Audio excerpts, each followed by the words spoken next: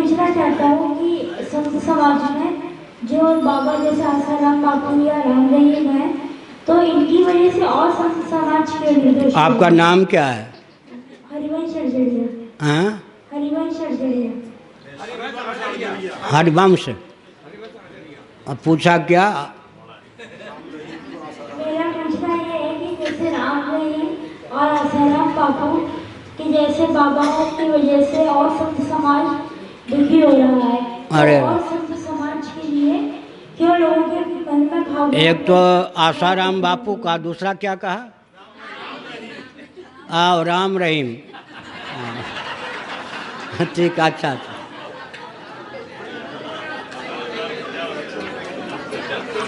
ठीक है, बना सीख है। सुनो, मीडिया तंत्र जानते हो ना? मीडिया ये सब है। अब व्यापार तंत्र, व्यापार जानते, और राजतंत्र, राजनेता। मीडिया, राजनेता और व्यापार तंत्र के द्वारा जो उठाए जाते हैं, इन्हीं के द्वारा गिरा दिए जाते हैं। अब भारत में चंद्रा स्वामी जी से कुछ कांड प्रारंभ हुआ। नरसिंह राव ने उठाया था, दलाल बनाया था। तो राजनेताओं के द्वारा, व्यापारियों के द्वारा, मीडिया तंत्र के द्वारा जो बाबा बनाए जाते हैं कथावाचक, इनके द्वारा गिरा दिए जाते हैं। गिराए कब जाते हैं? इनसे सौदा नहीं पड़ता तब।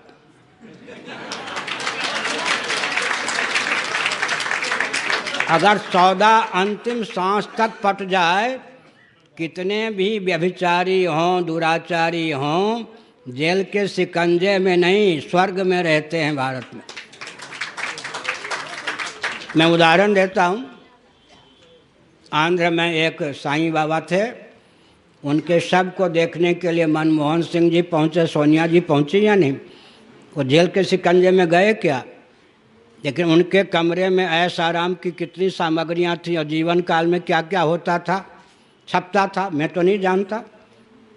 इसका मतलब अंतिम समय तक उन्होंने तीनों तंत्रों से सामंजस्य साध के रखा। आप कितना भी बुरा हो, शासन तंत्र, व्यापार तंत्र, मीडिया तंत्र को कुछ लेना देना नहीं। अगर आप इन तीनों में किसी से भी सामंजस्य साधने में चूक गए तो जेल आपके लिए तैयार। अब उसमें देखिए, कांची वाले महाराज, अंत में न्यायालय ने तो उनको निरपराध सिद्ध किया, लेकिन क्या दुर्दशा कर दी। न्यायालय ने अंत में निरपराध सिद्ध किया या नहीं? लेकिन उन पे ऊपर डाका डालने का, व्यभिचार करने का, मरवाने का सारा अभियोग लगा दिया गया। क्यों लगाया? तीनों तंत्रों में किसी तंत्र से अगर सौदा सामंजस्य बैठाने में चूक गए तो जेल में जाने के लिए तैयार रही। इसलिए स्वतंत्रता के पहले इस प्रकार के बाबा कहाँ होते थे? परंपरा से जब व्यक्ति वेश धारण करता था, परंपरा। अच्छा, उस समय भी रावण का बनाया हुआ कौन था कथावाचक? कालनेमी किसके द्वारा बनाया गया था? रावण के द्वारा कथावाचक बनाया गया था। इतना विमोहक था कि हनुमान जी थोड़ी देर के लिए चपेट में आ गए। भविष्यवाणी बोलने लगा, राम जी विजयी होंगे। क्या पहले एक बनाते थे? रावण ने भी 10-20 नहीं बनाए, एक बनाया कथावाचक अपना काम साधने के लिए। अब 50 बनाए जाते हैं। ये भाजपाई संत हैं, ये भाजपाई कथावाचक, ये कांग्रेसी संत, ये कांग्रेसी कथावाचक, ये सपाई संत, ये बसपाई संत। मुलायम सिंह जी ने तो एक नहीं 4-4 शंकराचार्य बना दिए। 3-3 शादी करने वाले को 4 पीठ का शंकराचार्य बना के घुमाना शुरू कर दिया। समझ गए ना? इन राजनेताओं का दुस्साहस कितना।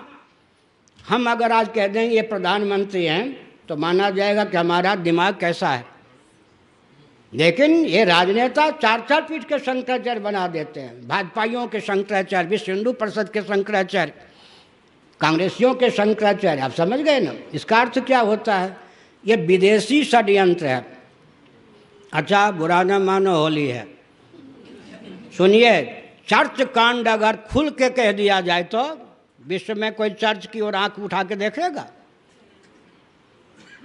चर्च में जो कुछ कांड होता है वो अगर वो मीडिया का विषय बना दिया जाए, कोई आंख उठा के देखेगा चर्च की ओर?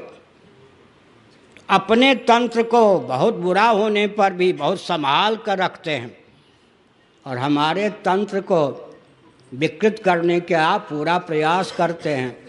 आपके प्रश्न का उत्तर यही है, धर्म और ईश्वर के बल पर जो बाबा बनते हैं उनको कोई नीचा दिखाने में समर्थ नहीं, और राजनेता, मीडिया तंत्र, व्यापार तंत्र के द्वारा जो बाबा कथावाचक बनते हैं वो कभी भी चार खाने चित्त हो सकते हैं। बस।